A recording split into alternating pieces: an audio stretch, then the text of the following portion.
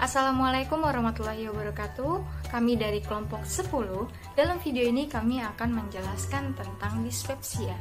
Sebelumnya perkenalkan, nama saya Mutiara Zainaya dan saya akan menjelaskan mengenai pengertian dispepsia itu sendiri dan faktor risiko dispepsia.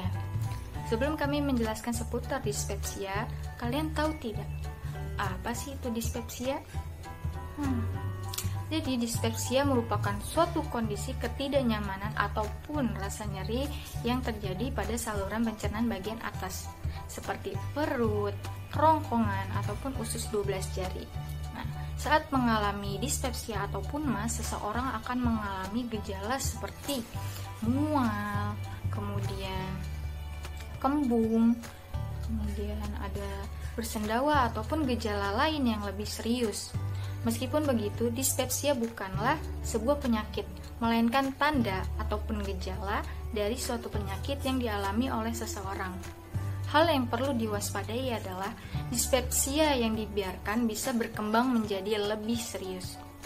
Nah, seperti yang telah saya jelaskan sebelumnya, dispepsia bukanlah sebuah penyakit, melainkan suatu gejala dari penyakit.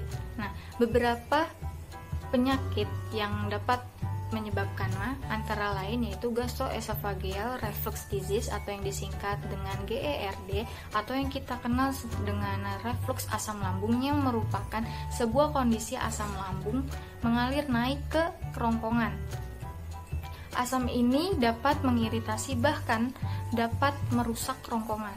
Kemudian ada obesitas. Obesitas dapat meningkatkan seseorang mengalami gangguan pencernaan, kemudian merasa stres ataupun kecemasan yang berlebih.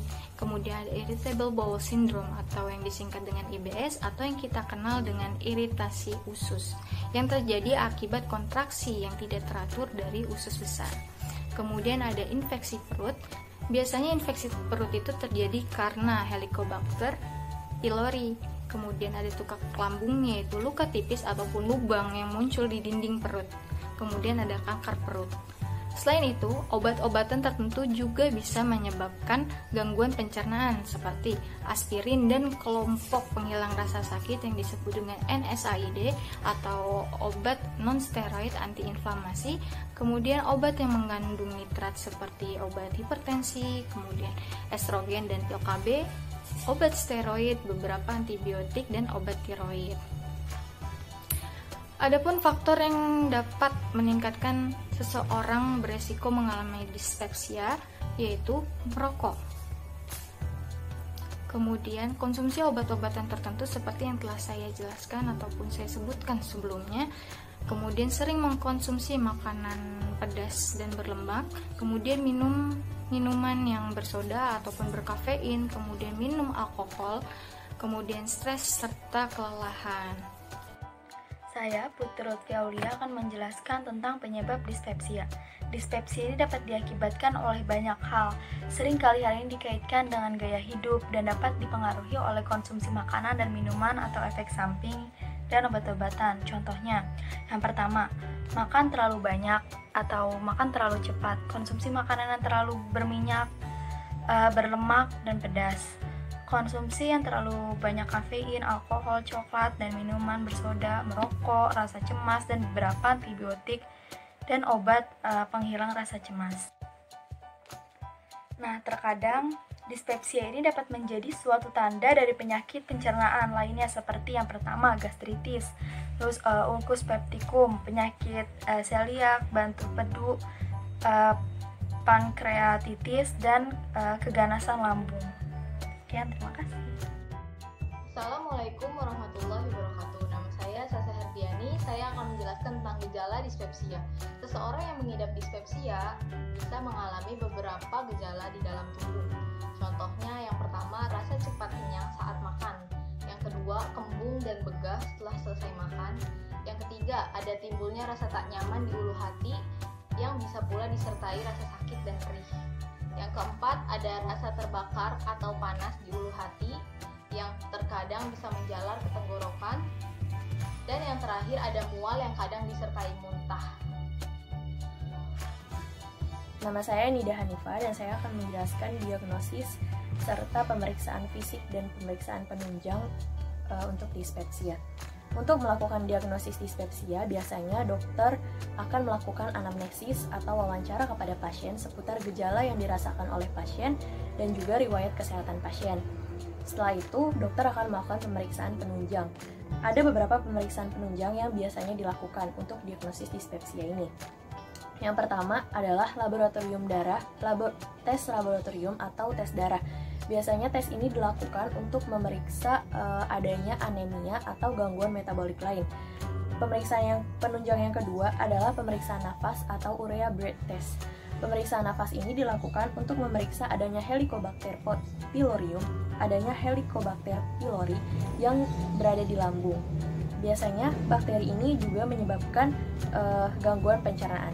Lalu pemeriksaan penunjang yang ketiga adalah pemeriksaan endoskopi. Pemeriksaan endoskopi ini dilakukan untuk memeriksa adanya kelainan struktural dan mukosa atau selaput lendir pada lambung, seperti gastritis, tukak, atau keganasan.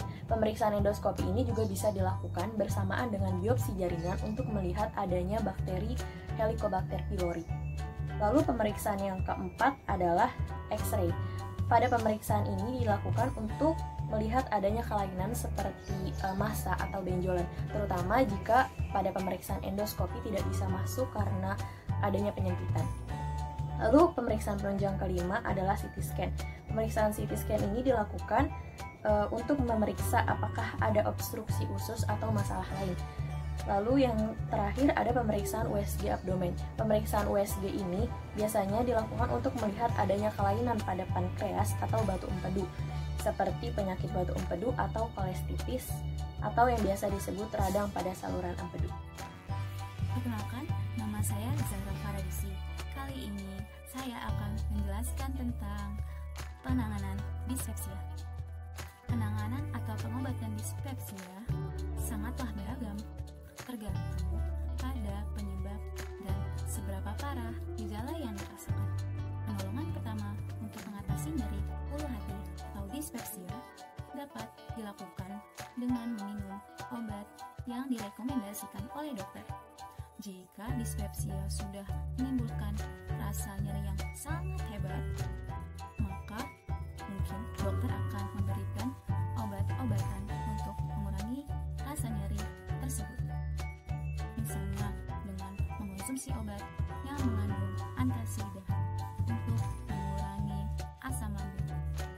Jangan lupa makan dan mengonsumsi air putih yang cukup, serta istirahat yang cukup. Obat-obatan biasanya dapat menangani dispepsia dengan baik. Jika penyebab dispepsia yaitu luka pada dinding lambung, obat anti asam lambung bisa membantu untuk mengatasinya. Jika timbul kecurigaan bahwa adanya infeksi, maka antibiotik dapat diberikan. Apabila dokter curiga bahwa obat-obatan yang Anda minum menyebabkan gangguan, maka akan diberikan obat lain oleh dokter. Pengobatan untuk produksi asam juga dapat dilakukan, yaitu dengan H2 reseptor blockers.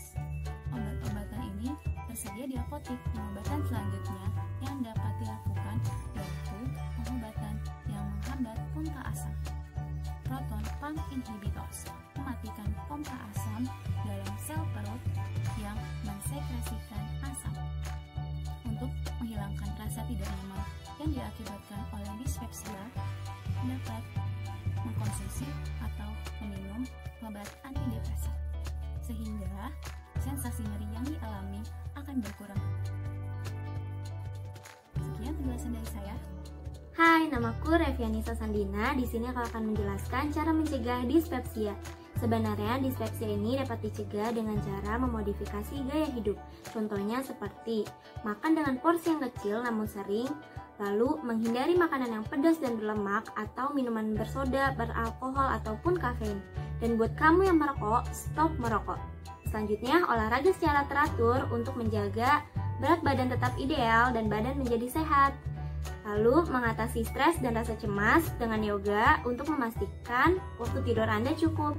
Dan yang terakhir, menghindari kebiasaan tidur setelah makan Setidaknya tunggu 2-3 jam setelah makan agar tubuh dapat mencerna makanan dan nutrisi tetap dapat diserap. Sekian pembahasan kami kali ini mengenai dispepsia. Semoga pembahasan ini dapat bermanfaat untuk Anda. Kurang lebihnya mohon maaf. Wassalamualaikum warahmatullahi wabarakatuh. Tetap sehat dan selalu semangat. Bye.